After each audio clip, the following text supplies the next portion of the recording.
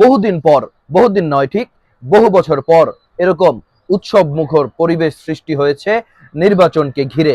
পাড়ায় মহল্লায়, গ্রামে গঞ্জে, অলিতে গলিতে, শহরে নগরে, রাজপথে মেঠোপথে, বাজার হাটে, মাঠ ঘাটে জমে উঠেছে নির্বাচনী প্রচার প্রচারণা।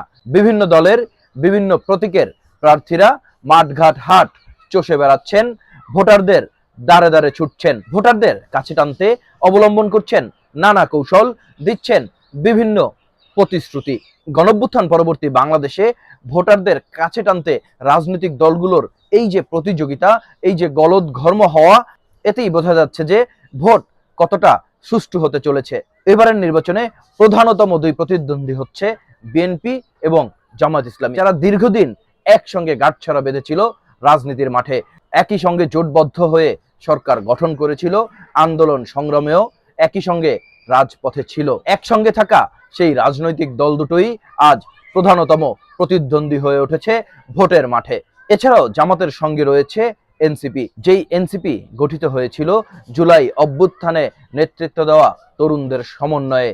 জুলাই গণঅভ্যুত্থানের এই বড় শক্তিটিও জামাতের সাথে রয়েছে। অন্যদিকে বিএনপির সাথেও রয়েছে কিছু দল, যদিও বিএনপি তার জোট শরিকদের জন্য খুব সীমিত সংখ্যক আসন ছেড়েছে, তবুও জোনায়েদ সাকিদের গণসংহতি আন্দোলন, নুরুল হক নূরদের গণ অধিকার পরিষদ সহ বেশ কিছু দল বিএনপির সঙ্গে জোটভুক্ত হয়ে এই নির্বাচনে অংশ নিয়েছে। ইতোমধ্যেই দেশব্যাপী জামায়াতের একটি হাইপ উঠেছে, যেটি প্রমাণ করে জামাত আসলে জিতেই গিয়েছে। তবে কি বিএনপি হারলো? না বন্ধুরা, ভোটের রেজাল্ট এখনো পেতে বাকি।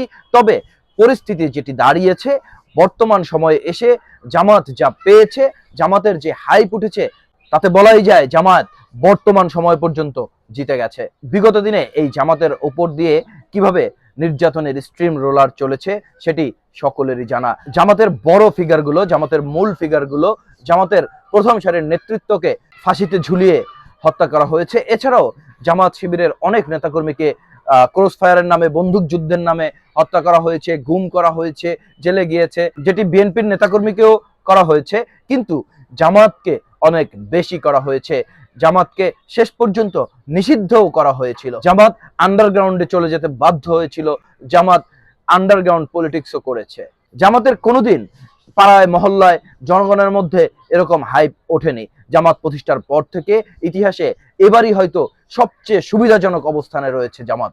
সমাজের ভালো মানুষেরা, পেশাদার মানুষেরা, মেধাবী মানুষেরা জামাতের সঙ্গে যুক্ত হয়েছে। জামাত যাদেরকে প্রার্থী করেছে, দেখা যায় তাদের মধ্যে ডাক্তার, ইঞ্জিনিয়ার, ব্যারিস্টার এবং পিএইচডি হোল্ডার সহ অনেক যোগ্য মানুষ রয়েছে।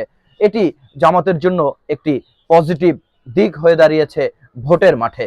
জামাত বিএনপির যে বিশাল ভোট ব্যাংক, সেই ভোট ব্যাংককে কতটা মোকাবিলা করতে পারবে সেটি 12 তারিখে ভোটের রেজাল্টের পরেই বোঝা যাবে। কিন্তু এখনো পর্যন্ত জামাতের তো আসলে হারানোর কিছু নাই। জামাত যতটুকু পেয়েছে তাতে তাদের বিজয় হয়ে গেছে। পাড়ায় মহল্লায়, অলিতে গলিতে, বাজারে ঘাটে, গ্রামে গঞ্জে জামাতের নামে, জামাতের দাড়িপাল্লার নামে রোল উঠেছে, একটা হাইপ উঠেছে। জামাত ক্ষমতায় যেতে পারে, জামাত ক্ষমতায় যাচ্ছি করছে, এই যে একটা অবস্থানে পৌঁছে যাওয়া, এটিই কি জামাতের বিজয় নয়? নিষিদ্ধ অবস্থা থেকে উঠে আসা একটি দল, শীর্ষ নেতাদেরকে ফাঁসির মঞ্চে হারিয়ে ফেলা একটি দল, এইভাবে উঠে এসে জনগণের মধ্যে এইভাবে একটা যে হাইপ তুললো, তাতেই তো তাদের বিজয় হয়ে গেছে। বাকিটা ভোটের পর দেখা যাবে কে কতটুকু করতে পারে। তবে জামায়াত এই প্রথমবারের মতো এই দেশে হয়তো সরকার গঠন করতে যাচ্ছে, নয়তোবা বিরোধী দল হতে যাচ্ছে, যেটি একটি ইতিহাস। বিএনপি কিন্তু এর আগে সরকারও গঠন করেছে, এই দেশকে শাসন করেছে, দেশের রাষ্ট্র ক্ষমতায় তারা ছিল এবং বিরোধী দলেও তারা ছিল। জামাত কখনো রাষ্ট্র ক্ষমতায় যায়নি বা বড় স্টেক নিয়ে বিরোধী দলেও থাকেনি। এইবার কিন্তু জামাত সরকারেও যেতে পারে, অথবা সরকারে যদি নাও যেতে পারে, তবুও শক্তিশালী বিরোধী দল হিসেবে আবির্ভূত হতে পারে। এটি কি জামাতের বিজয় নয়? জামাতের তো হারানোর কিছু নেই। যাই হোক বন্ধুরা, জামাত, বিএনপি কিংবা অন্য কোনো দল, যে দলেরই হোক না কেন, আপনার এলাকায় যারা প্রার্থী হয়েছে আপনি তাদেরকে দেখে শুনে বুঝে ভোট দেবেন। যারা ভালো, যারা সৎ, যারা নৈতিক, যারা দুর্নীতি পরায়ণ না, যারা চাঁদাবাজ না, যারা সমাজে বিশৃঙ্খলা তৈরি করবে না, যাদের দ্বারা সমাজের মানুষ উপকৃত হতে পারে, এইরকম মানুষকেই আপনারা আগামী 12 তারিখে ভোট দিয়ে জয়যুক্ত করবেন। সে জামাত করে নাকি বিএনপি করে নাকি গণ অধিকার করে নাকি গণসংহতি করে নাকি ইসলামী আন্দোলন করে, কোন দল করে, এটি অবশ্যই বিবেচ্য নয়। বিবেচ্য হচ্ছে আপনার এলাকায় যে জনপ্রতিনিধি নির্বাচিত হতে যাচ্ছে, আপনার যে ভোট, ভোট একটি পবিত্র আমানত, আপনার এই ভোটটি আপনি কাকে দিচ্ছেন।